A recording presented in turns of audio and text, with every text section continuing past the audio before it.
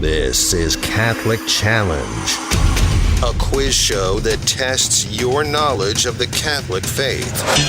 From altar to zealot and amice to wimple, we've got the questions to test your mettle. Take up your shield and raise your sword. It's time to stand firm in the glory of the Lord. Are you up to the challenge? Catholic Challenge 2.0 is here. Are you ready? And now, here is your host, Barbara G. Hello and welcome to Catholic Challenge 2.0, an exclusive production of the Living Bread Radio Network. I'm your host, Barbara G, and with me today is my co-host, PJ Chavez. How you doing, PJ? Hey, Barbara, I'm fantastic, thank you. Wonderful. Okay, listeners, we're going to spend the next 30 minutes testing your knowledge of the Catholic faith. I hope you're up to the challenge. PJ, let's give our listeners the rules. All right, so here are the rules. We will ask 10 multiple choice questions in the first 3 rounds.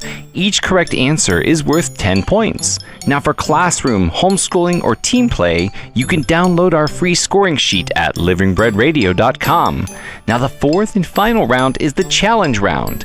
This round increases in difficulty because no multiple choice answers will be provided, and each correct answer in that round will be worth 30 points. Okay, thanks, PJ. Thank you. All right, listeners, are you ready? Round number 1 begins right now. Question number 1. When Samuel was called by the Lord as a child, who did he think was calling him? Eli the priest, his mother, or God? And the answer is Eli the priest. From 1 Samuel verse 3, the Lord called to Samuel. He ran to Eli and said, "Here I am, you called me." Finally, Eli told Samuel to answer God when he called. Question number 2. In what year was the present Code of Canon Law published? 1983, 1917, or 1054? And the answer is 1983.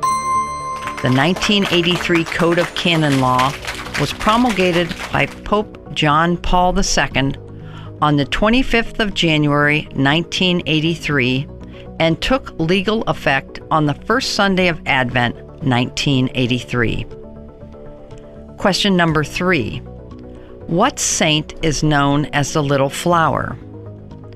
Saint Teresa of Avila, Saint Teresa of Calcutta, or Saint Teresa of Lisieux?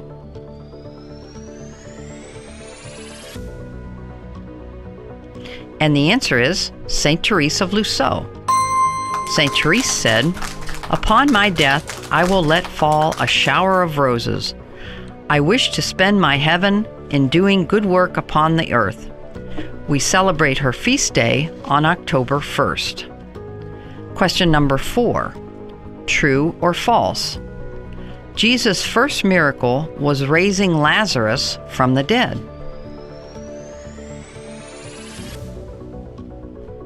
And the answer is false. From John chapter 2, Jesus turned the water into wine as the beginning of his signs in Cana in Galilee, and so revealed his glory, and his disciples began to believe in him. Question number 5.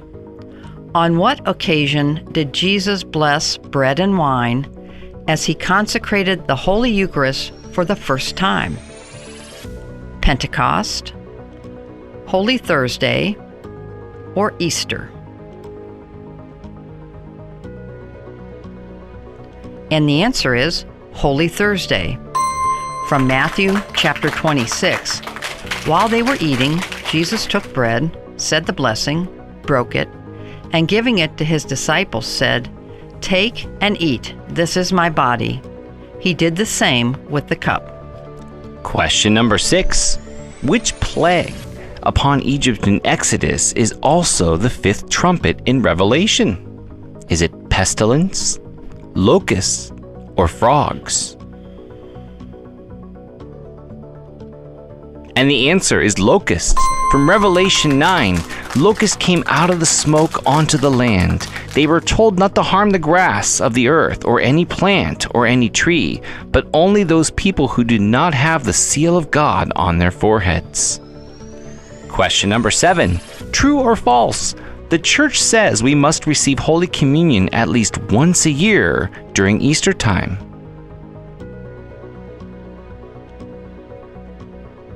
And the answer is true. Easter time begins with the first Sunday in Lent and goes until Trinity Sunday, so there's plenty of time to fulfill this requirement. Question number 8. What Mexican priest raised his arms in the form of a cross and said, "Viva Cristo Rey," as the firing squad took aim at him? Was it Blessed Miguel Pro, Antonio Cristobal, or Juan Batista?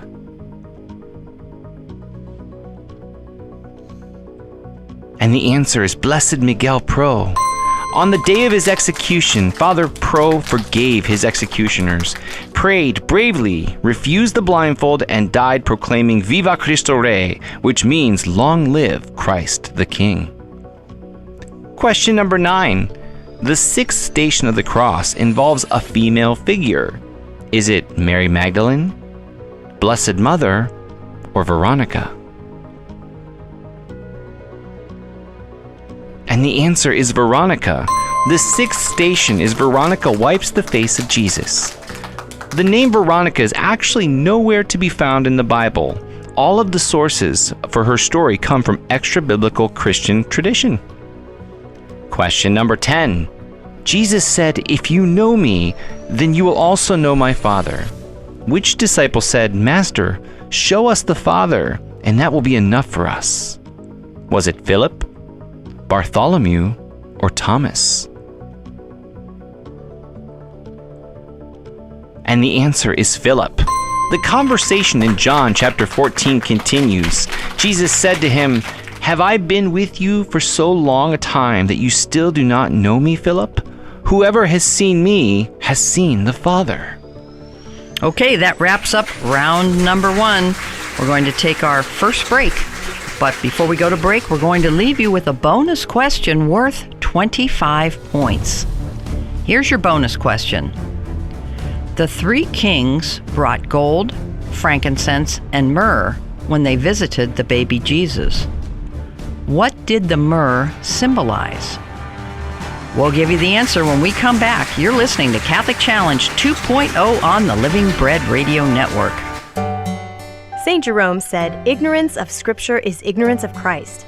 That's why the Living Bread Radio Network opens up the Scriptures each and every day with their podcast, Liturgy of the Word. You'll hear the daily Mass readings and reflection along with sacred liturgical music. Stay in touch with the Church with Liturgy of the Word podcast. Subscribe for free or listen directly from the Living Bread Radio app or at livingbreadradio.com. You can even ask Alexa to play Liturgy of the Word.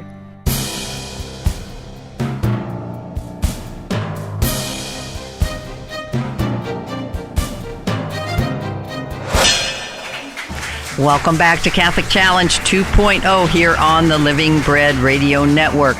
We just took our first break, and before we went to break, we left you with a bonus question.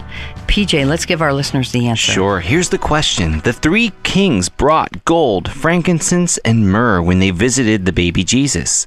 What did the myrrh symbolize? The answer is myrrh prefigured Jesus' death on the cross. Myrrh was a prophetic gift because Jesus would die for the sins of the world. Myrrh was used for perfuming and embalming. Okay, 25 points if you got that bonus question correct. Now we're going to move into round number 2. Here we go. Question number 1. What is the shortest book of the Old Testament? Haggai, Obadiah, or Nahum?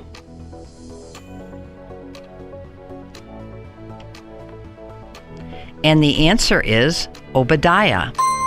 It is a single 21-verse oracle against Edom. Nothing is known of the author. Question number 2. In the Greek, it is Eucharistica. In English, it is Eucharist. What does the word Eucharist actually mean in Greek?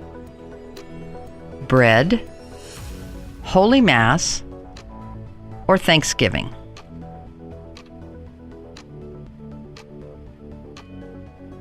And the answer is Thanksgiving. From Luke chapter 22, when Jesus instituted the Eucharist, he established it as an act of thanksgiving. Question number 3. What is the fifth glorious mystery of the Rosary? The Annunciation, the Resurrection, or the Coronation of Mary?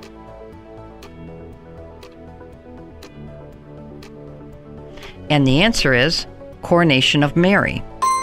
The Holy Trinity crowns the Blessed Mother as Queen of Heaven, but Mary remains our Mother, always present with her children as they pilgrim on their journey through this vale of tears. Question number 4. Proverbs describes a fair woman without discretion is like a jewel of gold in what? A pig's snout, an elephant ear, or a snake's tail?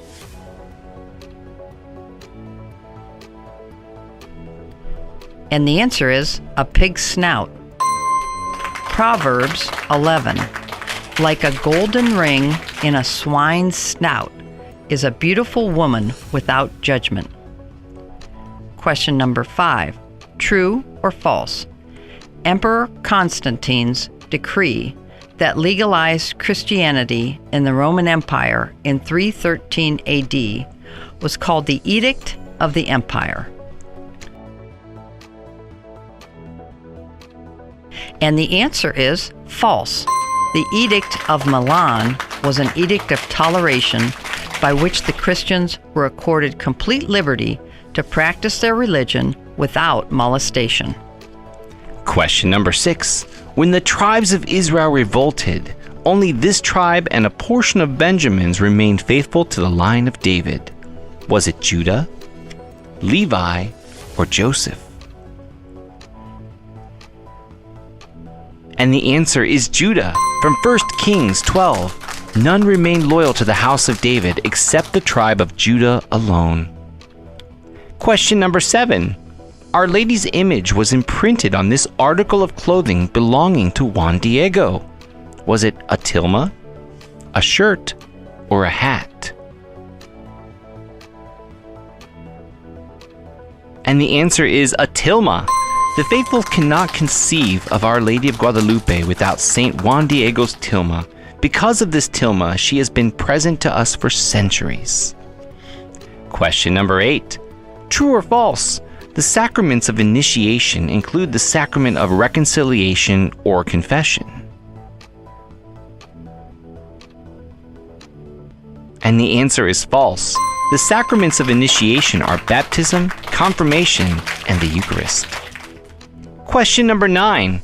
After being left behind in Berea, in which city did Silas and Timothy meet up with Paul? Was it Corinth, Colossae, or Athens?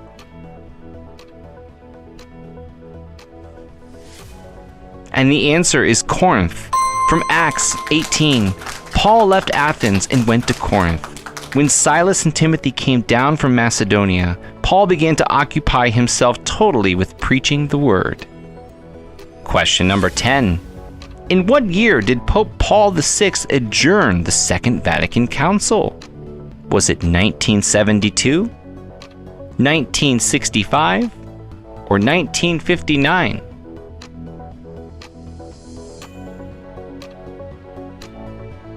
And the answer is 1965. The council came to a close on December 8th, 1965. All right, that wraps up round number 2. We're going to take our second break. But before we go to break, we're going to leave you with another bonus question worth 25 points. Here's your bonus question. What is the meaning of the word vocation? We'll give you the answer on the other side of the break. You're listening to Catholic Challenge 2.0 on the Living Bread Radio Network. This year marks 20 years that Living Bread Radio Network has been proclaiming the truth of Jesus Christ through our programs, podcasts, and GreatCatholicMusic.com. We connect with you and countless numbers of faithful in Northeast Ohio, across the country, and around the world. Every day we continue our commitment to share the gospel message. And your commitment to Living Bread Radio is invaluable. Go to livingbreadradio.com and click the donate button. Be part of the next 20 years at livingbreadradio.com.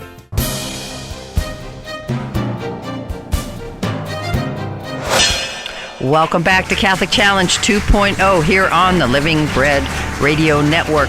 We just took our second break, and before we went to break, we left you with a bonus question. PJ, let's give our listeners the answer. All right, the question is, what is the meaning of the word vocation?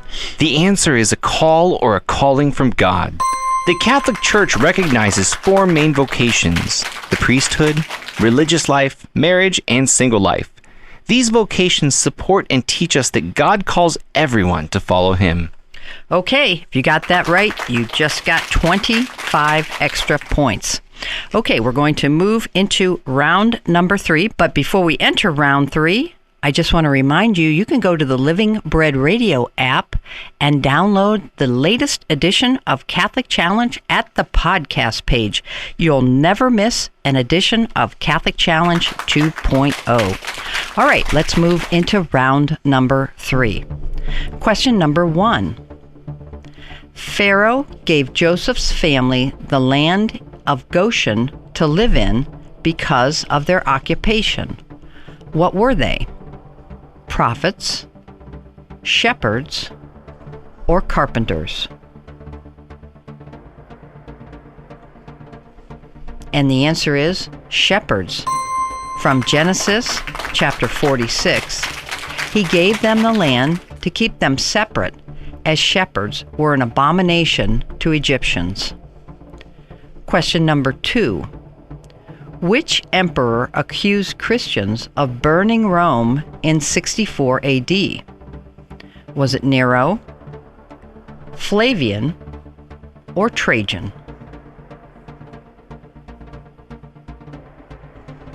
And the answer is Nero. Nero is remembered as an ineffectual, neglectful, and brutal leader. Question number 3. This holy martyr, who lived around 303 AD, is the patron saint of England and one of the 14 holy helpers. Is it St. Arthur, St. George, or St. Thomas More?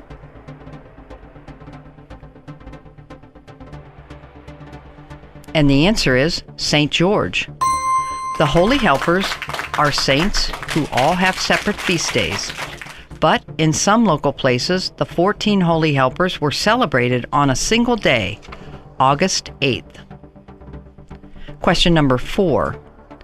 Which sculpture by Michelangelo was so lifelike that the artist is said to have commanded it to speak? The Pieta, Moses, or David? And the answer is Moses. According to legend, when Michelangelo completed the statue, pleased with the realism achieved, he hid it and ordered it to speak. Question number 5. In speaking to Onesiphorus, Paul said, "May the Lord grant mercy to his household, for he often refreshed me and was not ashamed of my" what? What was he not ashamed of?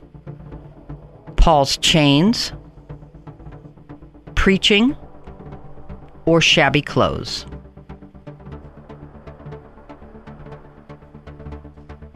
And the answer is chains. From 2 Timothy chapter 1, Paul says, "May the Lord grant mercy to the family of Onesiphorus, because he often gave me new heart and was not ashamed of my chains." Question number 6. At what place did the writer to the Thessalonians say he'd been given a rough treatment? Was it Philippi, Neapolis, or Cassandra?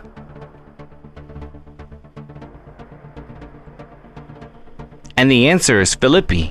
From 1 Thessalonians, after we had suffered and been insolently treated, as you know, in Philippi, we drew courage through our God to speak to you the gospel of God with much struggle. Question number 7. True or false? King Henry II said, "Will no one rid me of this troublesome priest," before having Thomas Becket murdered?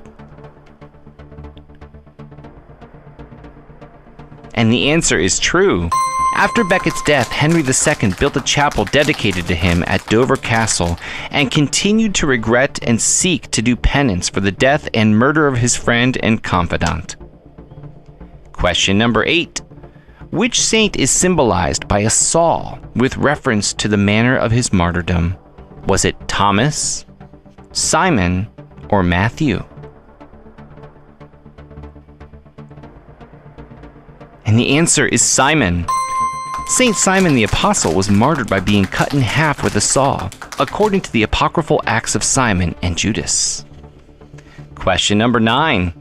At which station of the cross do we meditate on Jesus' third fall? Is it the 5th station, the 9th station, or the 12th station?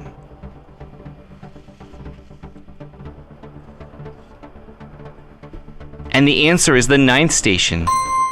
Out of the 14 traditional stations of the cross, only 8 have a clear scriptural foundation. The scriptures contain no accounts of Jesus falling. Question number 10. Who was the father-in-law of Caiaphas, the high priest at the time of Jesus' death? Was it Annas, Joseph of Arimathea, or Herod? And the answer is Annas. John 18 says the band of soldiers, the tribune, and the Jewish guard seized Jesus, bound him, and brought him to Annas first. He was the father-in-law of Caiaphas, who was the high priest that year. All right, that wraps up round number 3. We're going to take our final break, but before we go to break, we're going to leave you with a final bonus question worth 25 points. Here's your bonus question. What is the name of the prayer traditionally said before a meal? We'll give you the answer when we come back. You're listening to Catholic Challenge 2.0 on the Living Bread Radio Network. It's the first platform of its kind anywhere. It's great Catholic music. Your home for sacred hymns and contemporary favorites 24 hours a day. A great way to draw closer to the Lord through beautiful music. It's perfect to listen to at home with the kids, at work, or during your daily devotions. Listen any time of day at greatcatholicmusic.com. Download the free app or ask any Alexa-enabled device to play great Catholic music.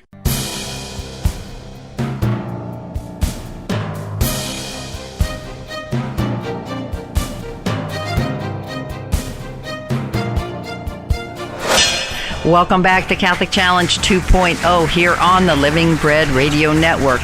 We just took our final break, and before we went to break, we left you with a final bonus question. PJ, let's give our listeners the answer. All right, here's the question. What is the name of the prayer traditionally said before a meal? The answer is grace. The benediction, bless us, O Lord, and these thy gifts, etc., is to be found in the Gelatian Sacramentary, which dates back to the 7th or 8th century. Okay, 25 points if you got that answer correct. Now we're going to move into the challenge round. It's a little bit different. PJ, let's give our listeners the rules. Okay, so this is the 4th and final round, the challenge round. Now, this round increases in difficulty because no multiple choice answers will be provided. And each correct answer in this round is worth 30 points. Okay, here we go. Challenge round starts right now. Question number 1. To receive Holy Communion worthily, we must be in a state of grace. What does that mean?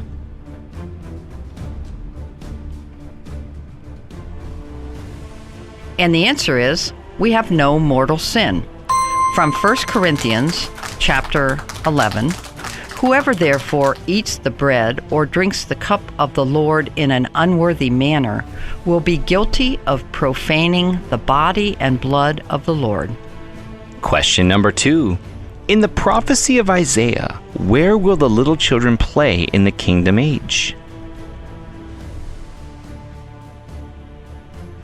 And the answer is over the lair of a snake. Isaiah 11 says, "The baby shall play by the viper's den, and the child lay his hand on the adder's lair."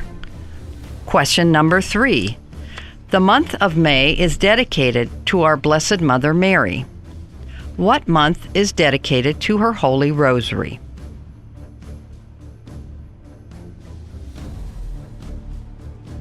And the answer is October. This is primarily due to the fact that the liturgical feast of Our Lady of the Rosary is celebrated annually on October 7th. Question number 4.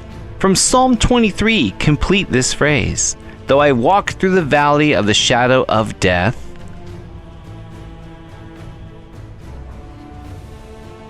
And the answer is, I fear no evil. Psalm 23 begins with the words, "The Lord is my shepherd, I shall not want." Okay, that sound means we've run out of time. PJ, let's give our listeners the last question. All right, here's the last question. To observe the law of fasting, how long before we receive Holy Communion must we abstain from food, liquids, or solids, or alcoholic beverages? And the answer is 1 hour. For the priest who celebrates the Most Holy Eucharist 2 or 3 times on the same day, he may take something before the second or third celebration, even if the period of 1 hour does not intervene. Okay, difficult question. All right, that wraps up the match. I hope you did well today, listeners. Remember, we're always learning new things about Jesus and His church, and if you keep listening to Catholic Challenge 2.0, you'll learn something new every time you listen. Thanks for joining us today, and tune in for another edition of Catholic Challenge 2.0 on the Living Bread Radio Network. For my co-host, PJ Chavez, I'm your host, Barbara G. Praise be Jesus Christ. You've been listening to Catholic Challenge 2.0, a production of the Living Bread Radio Network in Canton, Ohio. For a podcast or archive of this program, go to livingbreadradio.com and join us next week for another edition of Catholic Challenge 2.0.